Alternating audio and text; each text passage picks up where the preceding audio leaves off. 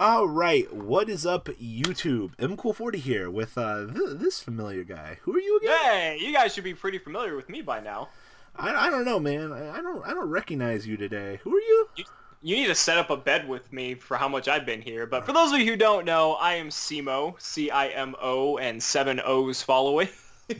Today we're going to talk about something that a lot of YouTubers really haven't touched on in the past, and it is Thievery in Yugioh.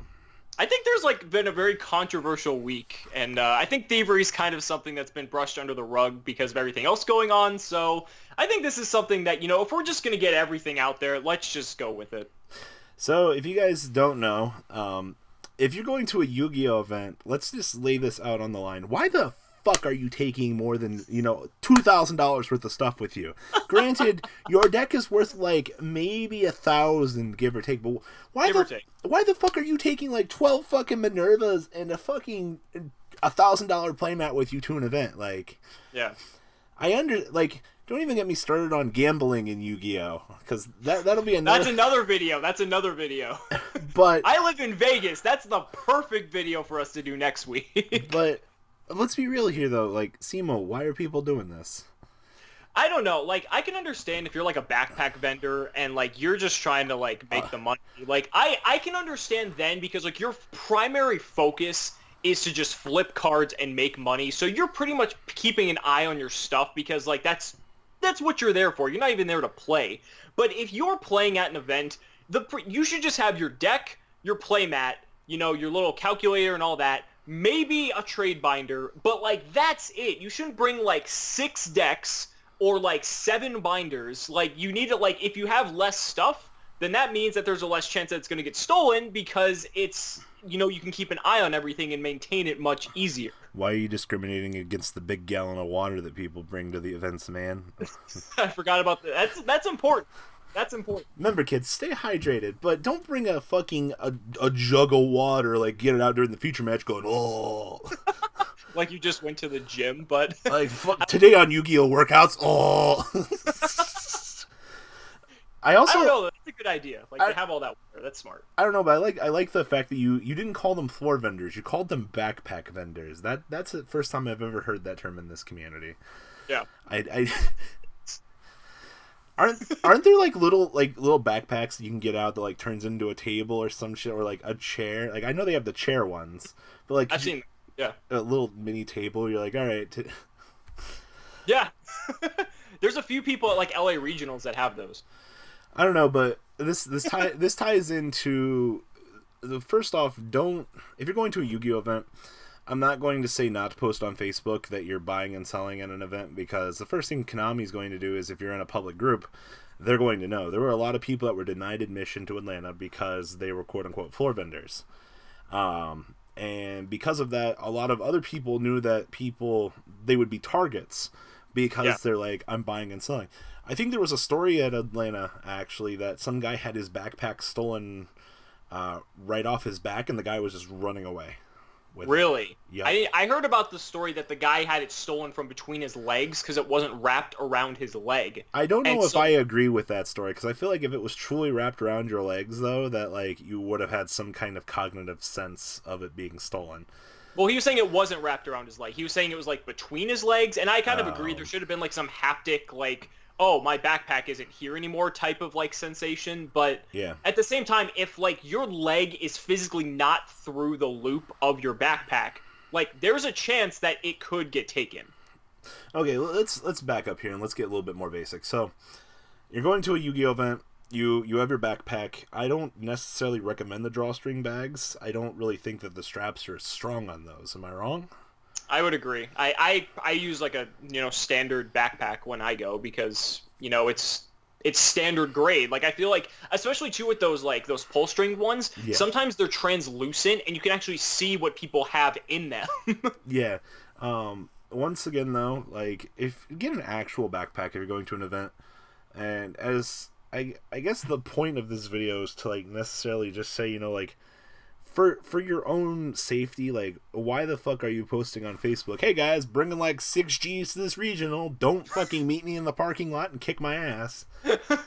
Or like, oh, I'm selling an Ultra Minerva. Like, that's just putting a target on your back. I know people are trying to like basically appeal to an audience where people would buy this card for this kind of money, but at the same time, you're also putting a target on your back by doing so. So it's kind of a double-edged sword in a way.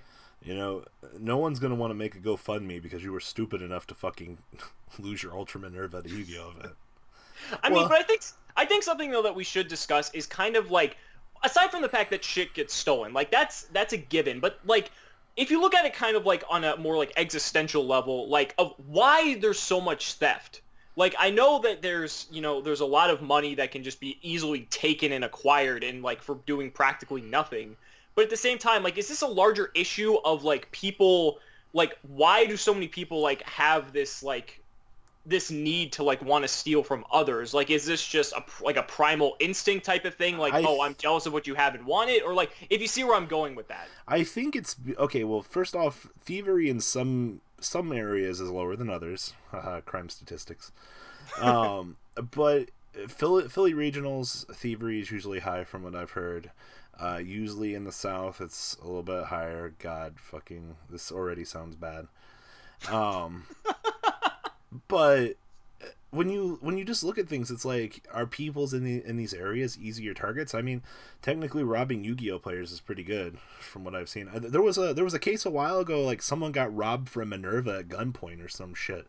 Yeah. At a regional. I don't know how accurate that story was. If that story holds up to be true, but like the fact that like our community is going to that length just to do that is kind of like, there's like a problem there. But okay, going back to what you said about the specific regions, you mentioned Philly and you mentioned like the South, and like I know there's like some racial implications from what you were saying. I'm not trying to do that though. But if you think about it, Philly, the South, and I would say Cali as well are the three highest player bases for Yu-Gi-Oh players. Yeah, the higher population definitely attributes to it. Because Houston regionals, Philly regionals, and LA regionals are arguably the three biggest regionals in the country. So I would say that's more of kind of the reason why the theft is higher, is because there's so many more targets, if you want to put it that way, of that are just susceptible to getting their shit stolen in a much smaller area. Like if you go to a 100-person regional, like yeah, people can steal shit, but like it's going to be much lower. Think from the thievery, like from the thief's mentality. Oh, do I want to have the chance to steal from a 100-man regional or a 1,000-man regional? Like, chances are they're probably going to go with the 1,000-man regional because that means there's more prime targets for them, to steal from. Not that I'm like advocating, I'm just making a point from their perspective. There's definitely one interesting thing about this though. Stuff does get turned in, and it's sad because I think there's a lot of players that are just like so bummed out that they lost their stuff that they just don't actually check lost and found. Yep. And that's a big fuck up. All right, why go up front? At least you might get lucky for the one nice guy in the room. Yep. This ties into a story that I have. So YCS Orlando, I think 2011. I saw a bag on a table, and I looked around. I'm like, what? Like, why is this here? So I ended up grabbing the bag, walked over to a judge that was like super close. I'm like, hey, this was on the table. Come to find out, it was a bag planted by the cops, as like a dummy bag. Really? Yeah. I haven't mentioned this story, but like I almost got banned for being the nice guy. Wow. So if I see a bag on the table now, it isn't necessarily my mentality to be like, hey, this is chilling there, because I learned my lesson. But if you do see something, tell a judge about it. Don't just instinctively grab it and act, because that's not necessarily a good thing. But remember, if the cops are stepping up their game, you might get fucked for being the nice guy. So, and I have like a good story about that as well, because who is Starstrike Duelist going out with? I can't remember his name. I don't think they're going out anymore. But but who was that? I can't remember his name right now. No, I can't remember. Okay, well, whoever he was, both him and Starstrike Duelist came to a Vegas regional once, I think because it was towards the end of the season and they're trying to get their invite or whatever. And he, again, I can't remember his name, it's going to drive me crazy, but he was next to me for one of the rounds, and he forgot his deck box. Like, he was sitting right next to me, and he left it there.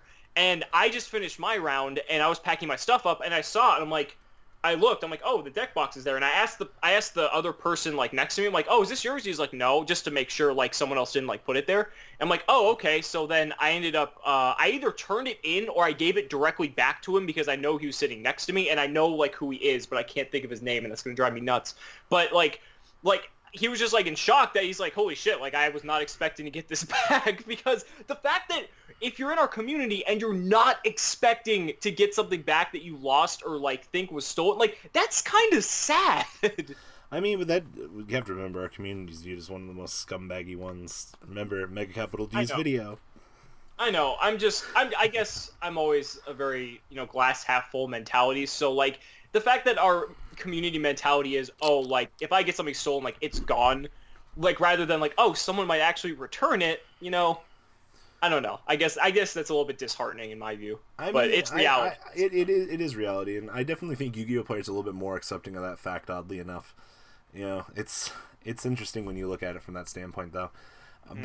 But okay, so do you get the stuff speech at regionals? Every single one. Oh my god, dude, it's fucking 2007 up until now. I hear it every time. Remember, guys, no one wants your stuff more than probably the person sitting across from you, or I'm sure you want to go home with your stuff, but if you lose your stuff, you might want to check eBay. Everyone's got stuff. Everyone likes stuff. I love stuff, but I would like to go home with the same stuff that I brought with me. Yeah. Oh, also, you know what my favorite thing is? So I feel like the people that put the little padlocks on their binders in their bags are the ones that put an initial target on their back. I don't know if you've ever seen a guy go to a fucking event. Like, it's so... Ugh. I've seen a guy put a bike lock on his backpack, like, in between the two zippers. And I agree with you. I feel like that makes them more targets because, like, the people who are, like, wanting to steal from them are thinking... What do they have in that bag that they put that fucking padlock on their bag? You know what I mean? It's like, why the fuck are you like, thanks, man? Like, I get like... Robbie, have you ever had anything stolen from you? I mean, you've been in this game a long time. I'm curious if you actually have. Oh, So there's a former Yugi tuber that has long since disappeared that's a Magic Pro that screwed me out of 500, never paid me for a binder that I mailed him. So there's that. That's the internet side of things. So that's more like, that's stealing, but that's kind of a different, like, classification of stealing. I'm talking about at an event, did someone swipe something from you? I've lost cards on both a local level and whatnot. It's kind of the same thing. It ties into the story before that. The people you trust, you lower your guard around. And that gives them an opportune time. But once again, the more you bring to an event, the more likely it is for them just to take one thing from you, because they're like, oh, he's not going to miss, this one card or something like that. So, I mean, I think that's more of the trouble that, I guess, higher class, quote-unquote, vendors face is, I think ARG even mentioned something about this, like, if you have people working for you at a card shop, they often find it easier just to go, oh, well, you don't need this Yu-Gi-Oh card right here. It's like, just, and then, but if thieves are going to do it, there's the two classification of thieves. There's the high class, I'm going to take it all, and there's the little guy that says, I'm going to just be shady and take one thing. Yeah. And... I'm not going to go into, like, the whole explanation of how to steal, because that is not the purpose of this video. But if you're going to steal, do it the smart way. Don't advocate for that. I'm not advocating for that, but the thing is, though, like, you got to be smart in what you do. And that goes to the people. When you're trading, like, why do you have 3 fucking binders out on the table? Why are you not immediately putting away your stuff when you're done in a game? I get you're tired and you forgot, because we're human, but at the end of the day, you're responsible for yourself, Yeah. And I think one of the biggest things, too, is bathrooms are the thieves' best friends. Oh, yes, those trash cans in there. Oh, my God. The trash cans and the bathroom, because what people do, for those of you guys who don't know, what people do... And the reason I really know this is because I've experienced it firsthand being next to someone who is stealing someone's shit in a separate stall, is they will run in there because the guy fucking bolted into the stall and literally just took the bag, unzipped it, and I heard him just taking everything out of one bag, throwing it in his, and then he took the backpack, threw it in the trash can, because I saw when I got out of the stall that there was the same backpack, because he had it on the floor, was in the trash can, and then he got out in like 2 minutes. It took him 2 minutes to change the fucking bag. That man is not winning any awards this year. Yeah, Should be done in a minute. I don't know how long it was, but I mean, it's still like it's their best friend because it's a confined space that like no one's really gonna think to go look, and they can pretty much do whatever they need to do, get out, and pretty much they can just be within the crowd at that point, like Assassin's Creed style, and no one's gonna fucking know. Yeah, it's definitely sad. I mean, like, we don't have any massive tips or tricks to tell you guys outside of the, like, why you not watching your shit? I honestly do think the biggest thing is how much stuff people bring, because if you have less stuff, the chance of you overlooking something is much less compared to if you have more. Yeah. Like, if you have 3 binders and you're trading with, like, 4 people, the chance that you're going to be able to keep an eye on all 3 at once is going to be a little bit difficult. And, like, say you're, like, trading with 3 thieves and they all just decide to bolt in opposite directions, like, what are you going to do then? Like, they're going to have 3 binders, and you're going to be basically screwed. So, I know I'm thinking worst-case scenario here, but it's just a thing where if you just bring the necessities... That's not all, folks. Please subscribe if you enjoyed this video. Please check out my Cardfight Vanguard channel, VanCole40. You guys will get an insight on our playtesting sessions. And please check out the Zodiac Duelist TV Twitch stream. That way you guys can follow the House of Champions and MCole40 interactions. Please check out MCole Games for all of your guys' trading card game needs. And if you guys enjoyed this content, please check out my Patreon in the description. Every bit helps to the creation of these videos. One step at a time in improvement, and that's the goal of this channel. Alright guys, have a good time, and thanks for watching.